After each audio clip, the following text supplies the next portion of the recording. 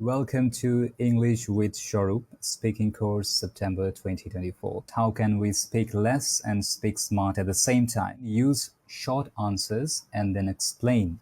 Do you like cricket? I can say, yes, I do. Or, no, I don't. Did you watch movies when you were a child? So I can answer like, yes, I did. Or, no, I didn't. Do you have a car? No, I don't have. Or the person who actually has a car can answer like, yes, I have. Take a look at the question. Have you completed the task? So the answer could be, yes, I have. So that means, yes, I have completed my task. Or if your answer is negative, you can say, no, I haven't. So you don't need to complete the full sentence like, no, I haven't completed my task. You just can say, no, I haven't. In a similar way, had you visited the place? Yes, I had.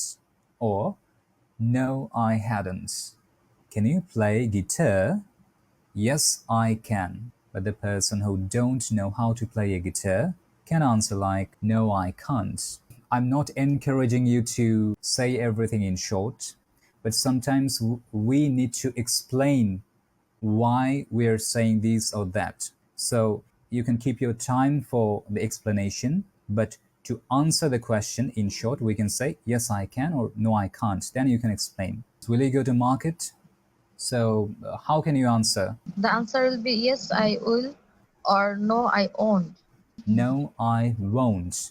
If someone asks you, starting with would you or could you, it actually a request.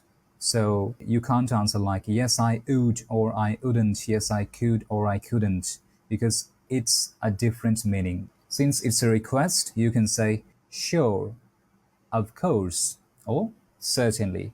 And if you disagree, you can say no, I can't.